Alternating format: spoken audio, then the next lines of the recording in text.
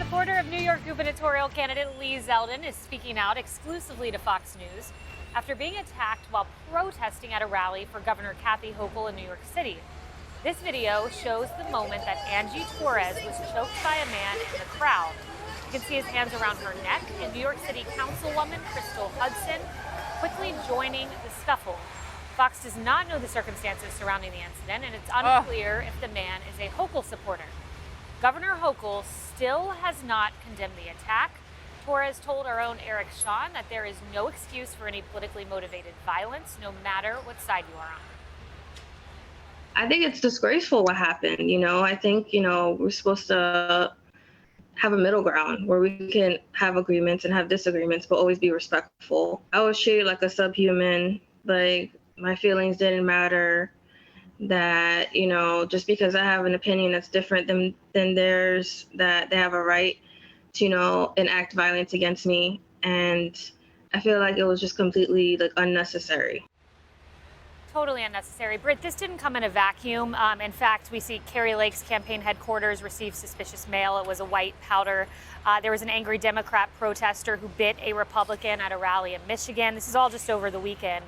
And then the FBI investigating that shot at the North Carolina home of a grandmother who was watching the children of a congressional candidate there. My point is, and then of course Paul Pelosi, this is happening, and it's happening on both sides, and it needs to end. It does need to end. And it didn't used to happen like this, but we are living in tense and very evenly divided times, and people's passions are raging. And result, you can now look, as for this incident here with the Zeldin supporter, we don't know much about the guy who did that. I mean, he might have been just some random guy in a bad mood. We don't know that. And I'm not sure that Kathy Hochul needs to apologize for that. I don't see how you can tie it to her unless we knew more about it than we know now. Nonetheless, the point is made. You're right, Kaylee. This is a bad situation. People participating in politics, even if they're protesting and slightly disruptive, should not be attacked. It's as simple as that. It's very simple. And also, Shannon, I wish the rhetoric would come down. And again, I want to be clear. We've heard elevated rhetoric on the right, on the left. But I must say I was a little stunned when Clyburn came on your show. I gave him the benefit of the doubt on Friday. He's typically a very measured voice, certainly has a lot of respect on both sides of the aisle. So I was a little taken aback to see 3 times you pressing on him on the 1930s German point and him not really backing down.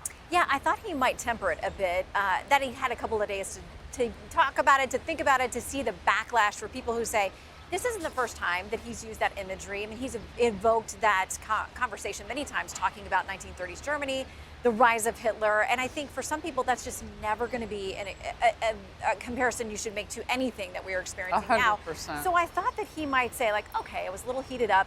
But then I also asked him about another statement that he made where he talked about if you don't vote Democrat, basically it's the end of the world. And he said, no, I didn't say that. And I said, no, we played your soundbite. I will read it back to you. The end of the world. That's what you're telling people. Half of America, if they don't vote for you, they're bringing back the end of the world. And he said, well, okay, maybe I went too far. So he did acknowledge that, some of this language has gotten very hyperbolic and heated up.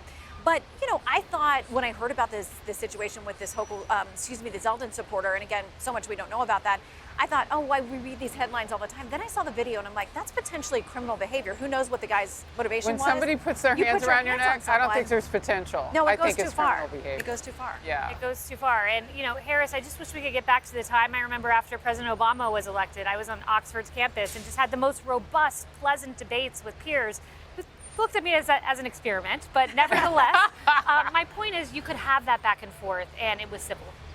Yeah, I mean, I love the way you put it. Having good debate used to not be an experiment. It used to be a way of life here in America. I mean, that's what free speech is all about.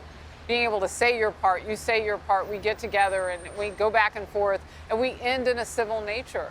But right now, everything is about the end. It's so existential. I mean, even Clyburn has caught this infectious disease of existentialism, that the fakeness of it all. I mean, literally, how can you bring the end of democracy when you're doing the most democratic thing that we do? You're voting. I don't really get that. That was your whole point. I mean, this is democracy. What we're doing right now, those 40 million people who early voted, that is democracy. That is working. That's not voter suppression. Stacey Abrams down in Georgia wants to, beat that drum. It's working. It's just not working the way they want it to. And the attacks are bizarre. So the woman in Michigan who was bitten was a Wayne County GOP chairwoman. And her quote was, "I've never been bit by an adult in my life or anyone over 5. So, apt. And probably most of us have that same shared experience that it sort of ended on the playground. The issue, to me, respectfully, is it's not the apology that the governor should undertake, it's the condemnation.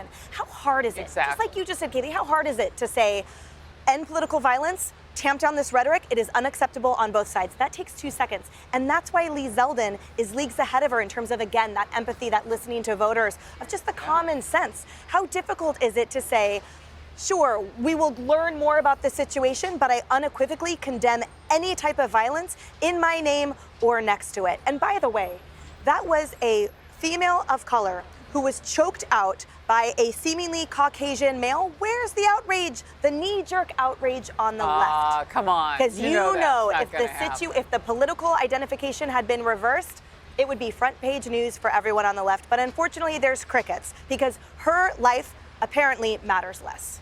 yeah, great point, Sad. Emily, always. Hey everyone, I'm Emily Campagno. Catch me and my co-hosts Harris Faulkner and Kaylee McEnany on Outnumbered every weekday at 12 p.m. Eastern, or set your DVR. Also, don't forget to subscribe to the Fox News YouTube page for daily highlights.